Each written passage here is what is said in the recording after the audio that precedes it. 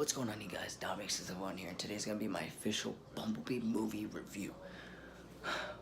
It was such a joy. It was just an enjoyable, really, I'm so blown away from this movie. I really am. I'm blown away from the movie. I'm blown away. It was just amazing. Best Transformers movie of all time. No kidding. This is a kid-friendly movie. Yes, it is.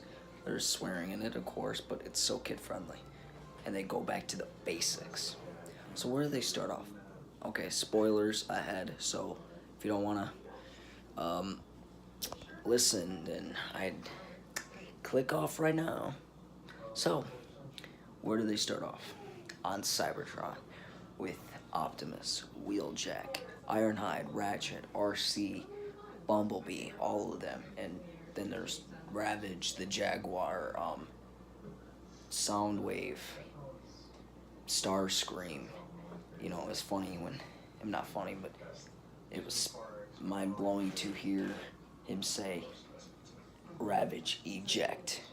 That blew my mind. I was like, oh my god, my childhood's coming back.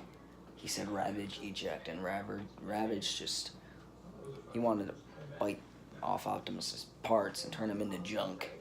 I don't know, his jaw was going, he was going, no. His jaw wanted to rip off Optimus' mouth, and jagged teeth in his jaw wanted to just, I don't know, he was destined to rip Optimus apart. He just didn't give up. His jaw just kept going. His jaw, they should have called him Steel Jaw, because he just kept going with it. But he put up a good fight, but his jaw couldn't, teeth and jaw couldn't work. So he, I don't think he got killed though, but Soundwave was like Decepticons attack, and that's when the Seeker, Starscream, Acid Storm, and I think Skywarp, they all turned into their Tetrajets, their Cybertronian jets, and attacked.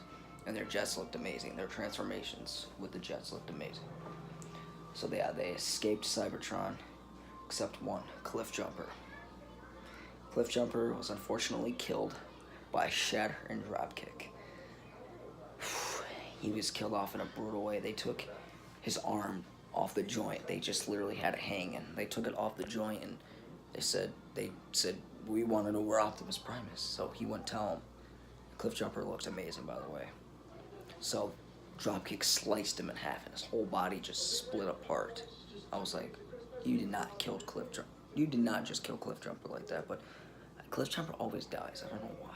But it was still an amazing scene. Emotional, but amazing. And then Jack Burns, John Cena's character. I'm in love with the character, officially.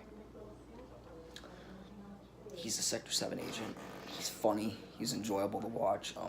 Beginning of the movie, he was shooting paintballs at one of his guys, and he just would not stop shooting at him. He was like, I'm sorry, that wasn't on me. I'm sorry. He just kept doing it over and over. It was funny.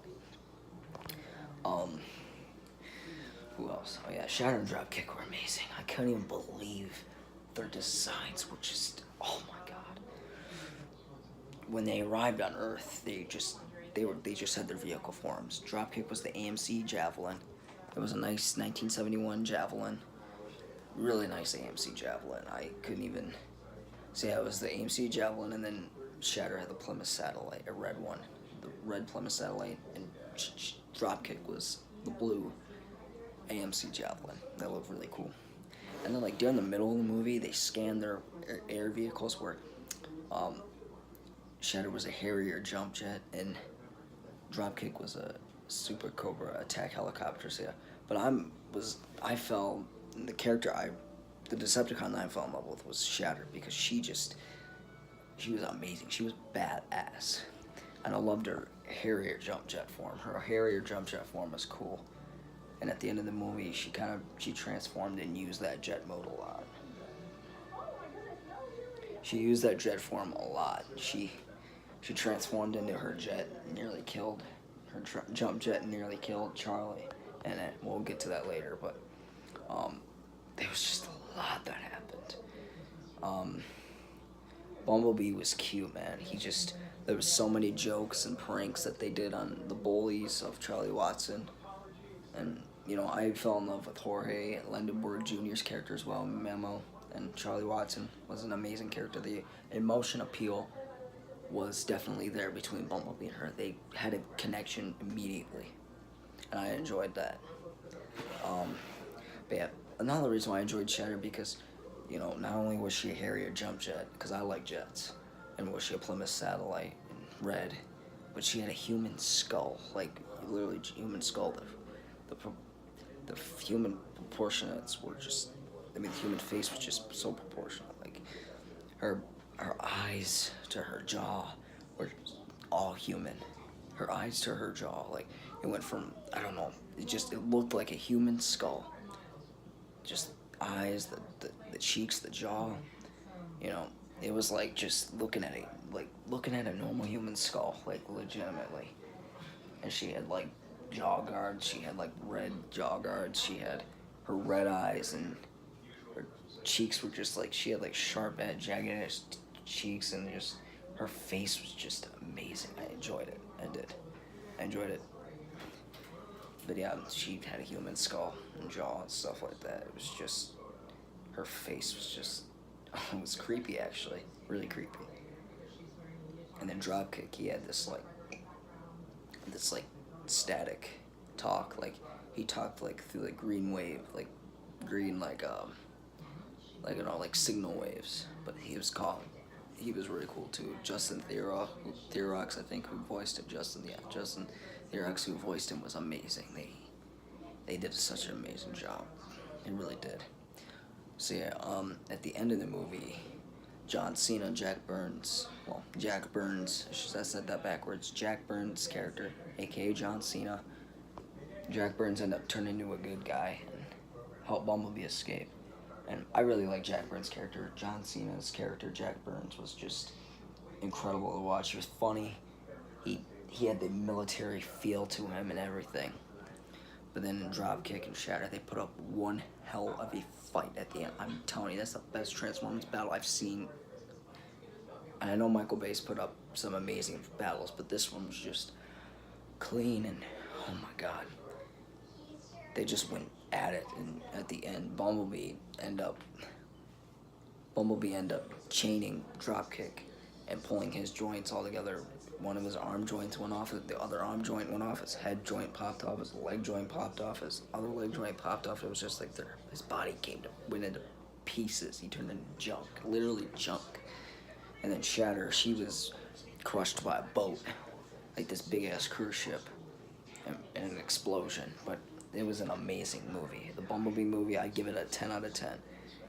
I enjoyed it so much. I think Travis Knight. I really do. Thank you, Travis Knight. This was just an enjoyable thing. Now, it is still currently 93% on Rotten Tomatoes, so I can understand why. You know, this is the first Transformers movie.